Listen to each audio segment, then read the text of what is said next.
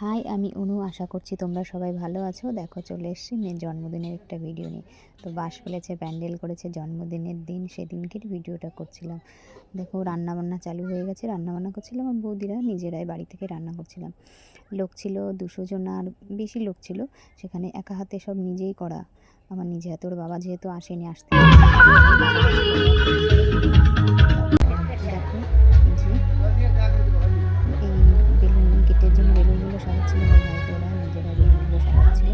তারপর birthday set আপটা ready করছিল ওরা। ওরা নিজেরাই করছিল সব বার্থডে সেট আপগুলো।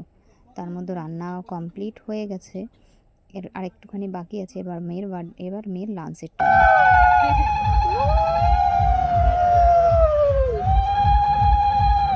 বিয়েটা দিয়ে নিবি ফটো না, আমি ছবি তুলতেছি না। মজা করছিল। বলছি বিয়েটা দিয়ে নে আমার একবারে একলুতে হয়ে যাবে।